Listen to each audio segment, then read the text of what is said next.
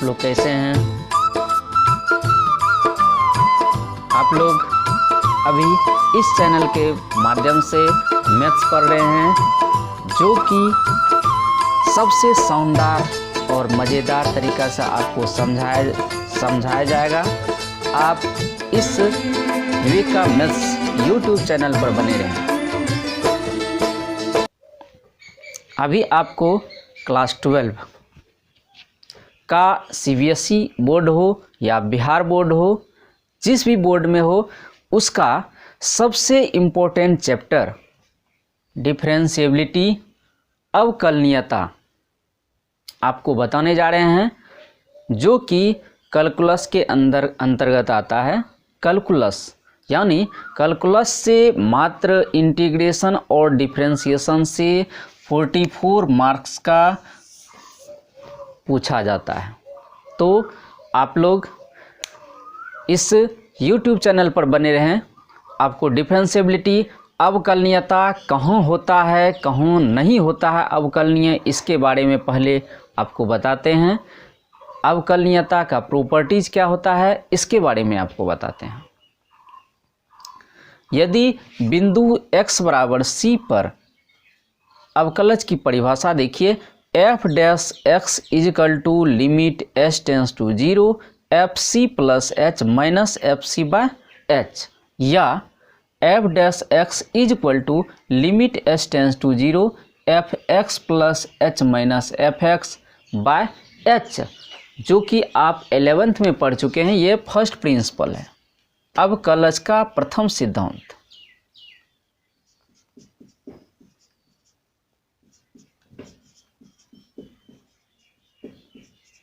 First principle है। अब देखिए अवकलज कहाँ पर होता है, कहाँ पर नहीं होता है। तो थ्योरम फर्स्ट है, यदि फंक्शन f बिंदु c पर अवकलनीय है, c बिंदु पर क्या है, अवकलनीय है, तो उस बिंदु पर वह संतत होगा। संतत का मतलब है जिस फंक्शन का हम यदि ग्राफ खींचते हैं और पेन को बिना उठाए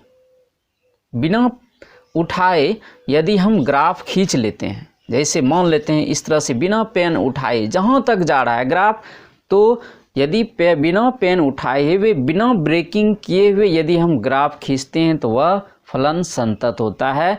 तो यदि फलन सी बिंदु पर अवकलनीय है तो उस बिंदु पर क्या होता है, संतत होता है। तो इसका प्रूफ देखिए,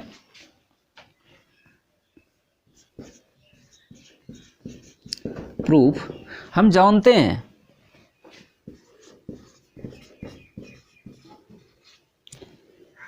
F dash X is equal to या F dash C is equal to क्या होता है, F C plus H minus F C by क्या होता है, एच होता है। क्लियर?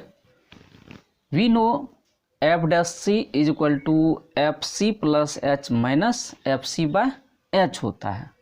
अब हम चलते हैं, जैसे देखिए F x minus F C is equal to लिख सकते हैं कितना, f x minus F C by x minus c लिख सकते हैं। क्लियर? अब इसको हम f x minus F C by x minus c, इसमें हम इसको रिमूव करने के लिए, क्योंकि हमको इतना पुराना है, तो एक्स माइनस सी से हम मल्टीप्लाई कर सकते हैं।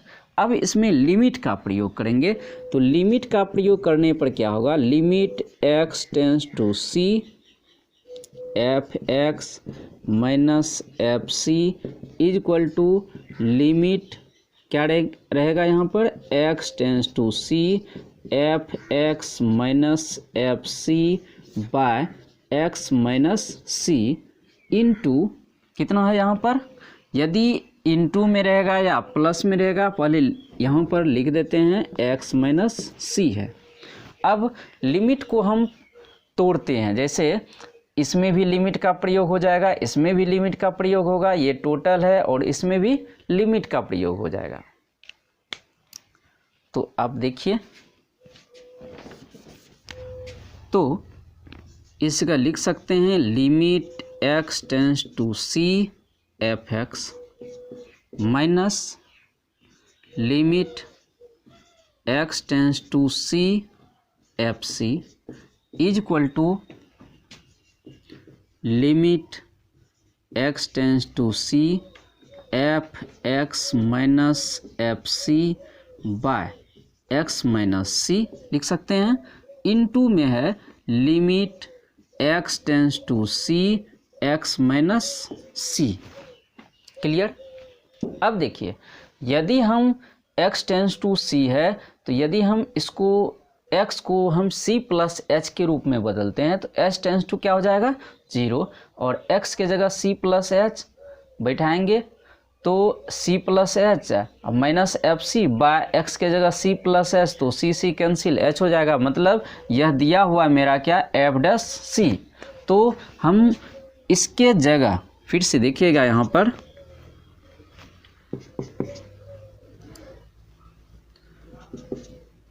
तो इसको हम लिख सकते हैं limit x tends to c f x minus, यदि हम c यहाँ पर कांस्टेंट है तो x टेंस टू c है तो कांस्टेंट है, तो इसको लिख सकते हैं कितना f C is equal to, अब इसके जगह हम क्या बैठा सकते हैं तो एफ डैश सी इनटू में हो जाएगा कितना, यहाँ पर देखिए x टेंस टू c बैठाएंगे तो c माइनस c क्या हो जाएगा 0, तो यहाँ पर क्या हो जाएगा 0, तो एफ डैश सी इंटू 0 हो जाएगा।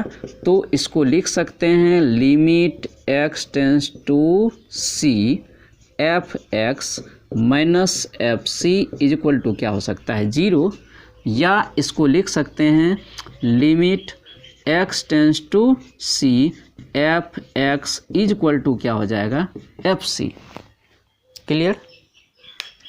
यदि इसके बराबर हो गया तब क्या लिख सकते हैं, यह कंटिन्यूअस फंक्शन है, क्योंकि आपको संतत का परिभाषा दे चुके हैं। Limit x tends to c f x is equal to क्या होता है एफ सी। यदि आपको इसका पिछले वीडियो ना देखना है तो आप डिस्क्रिप्शन में आप जा सकते हैं, वहाँ पर इसका लिंक दिया रहेगा। तो अतः क्या लिखेंगे, hence it is continuous, hence it is continuous.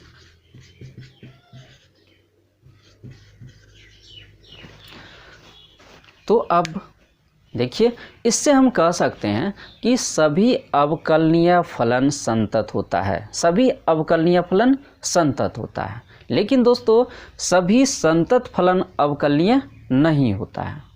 फिर से देखिएगा, सभी अवकलनीय फलन संतत होता है लेकिन सभी संतत फलन अवकलनीय नहीं होता है।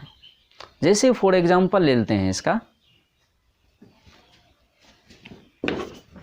इसका एग्जांपल ले लेते हैं। जैसे f x is equal to x का मोड है, यह तो देखिए यह मॉडुलस फंक्शन है, तो यह संतत है। कितना पर, x बराबर 0 पर, x बराबर 0 पर क्या है संतत है। लेकिन देखिए यह अवकलनीय है कि नहीं है, इसको देखिए अवकलनीय है कि नहीं है। तो हम इसका LHL लेके चलते हैं। लेफ्ट हैंड लिमिट क्या लिखेंगे लेफ्ट हैंड लिमिट में लेके चलेंगे, तो limit s tends to 0 plus f, यहाँ पर क्या हो जाएगा 0 plus h minus f 0 by क्या हो जाएगा यहाँ पर h हो जाएगा। क्लियर। अब देखिए, सॉरी माइनस लेके चलेंगे पहले LHL में माइनस, तो यदि h का मान 0 से छोटा होगा तो यह क्या होगा ऋणात्मक होगा। तो हम इसको लिख सकते हैं limit h tends to 0 f 0 plus h, यहाँ पर यदि इसके ऋणात्मक होगा तो इसका मान, क्योंकि मॉडुलस फंक्शन है तो यह h का मोड हो जाएगा, या माइनस h लेते हैं तो माइनस h का मोड माइनस 0 बाय हो जाएगा माइनस h, तो माइनस h का मोड क्या हो जाएगा h। तो इसको लिख सकते हैं limit h tends to 0 h बटे माइनस h, तो h मेरा कैंसिल, तो limit h tends to 0 minus 1 is equal to हो जाएगा -1। अब हम RHL लेके चलते हैं, एक बार माइनस एक बार प्लस, तो limit h tends to 0 plus F0 plus h minus F0 by क्या हो जाएगा यहाँ पर h। यहाँ पर h क्या चीज़ है, पॉजिटिव है, तो इसको लिख सकते हैं हम limit h tends to 0, F0 plus h positive है तो h का mod -0 by h equal to हो जाएगा limit h tends to 0 h by h equal to, यहाँ पर काट देंगे तो लिमिट क्या आ जाएगा h tends to 0 1 equal to हो जाएगा 1।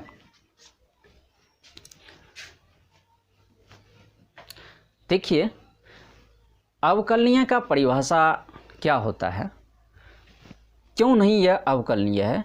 यदि हम मॉडुलस फंक्शन का ग्राफ खींचते हैं, देखिए मॉडुलस फंक्शन का ग्राफ खींचते हैं, इस तरह से ग्राफ होगा, तो यह हो जाएगा y इक्वल टू x, ये हो जाएगा y इक्वल टू -x।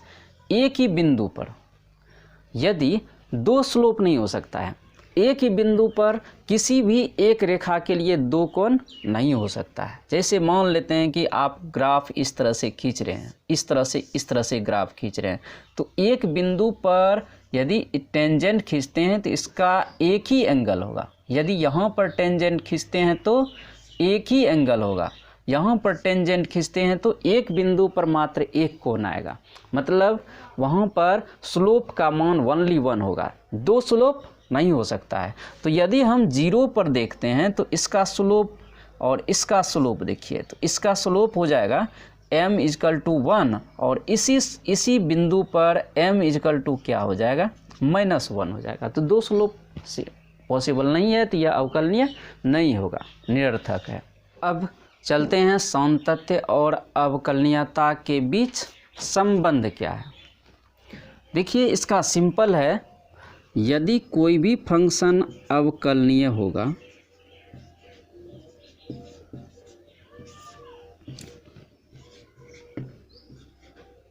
सातत्य, देखिए यदि कोई भी फंक्शन अवकलनीय है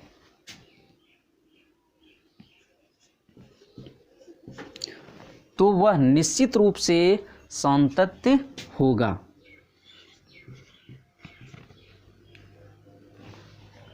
फिर से देखिएगा रिलेशन है, यदि कोई फंक्शन संतत है तो वह निश्चित रूप से वह फलन संतत होगा। यदि अवकलनीय नहीं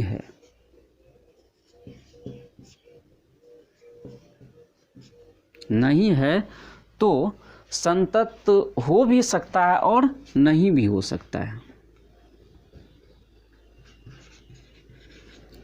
may be may not be, S not तो मे बी और नॉट बी। अब देखिए इसका उल्टा,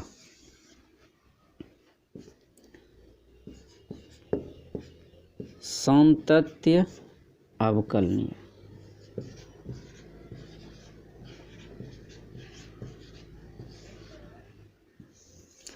यदि कोई फलन संतत है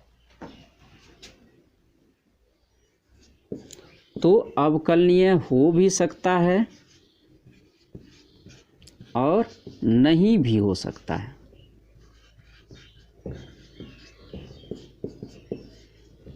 क्लियर। और यदि फलन संतत नहीं है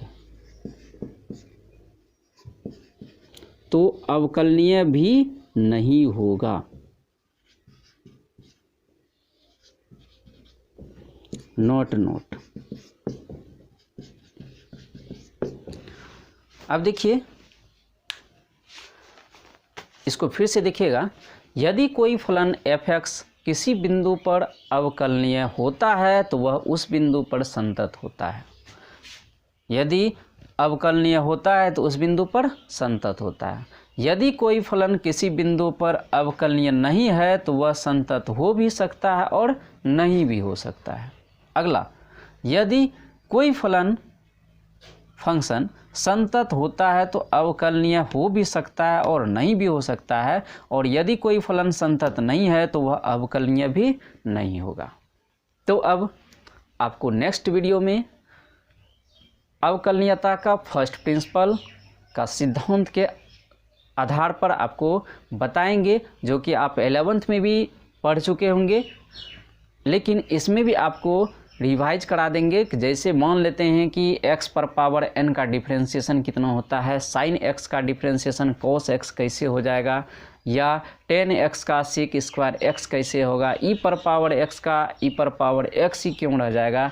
तो आपको डिफ्रेंशिएशन किस तरह से होता है, क्यों होता है, आपको नेक्स्ट वीडियो में बताया जाएगा।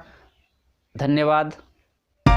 यदि आपको वीडियो अच्छा लगे तो आप इस चैनल को ज़रूर लाइक कीजिएगा और सब्सक्राइब कर दीजिएगा, ताकि आप जो है इस वीडियो को फर्स्ट ऑफ ऑल आप केवल देख सकते हैं, आप ही केवल देख सकते हैं।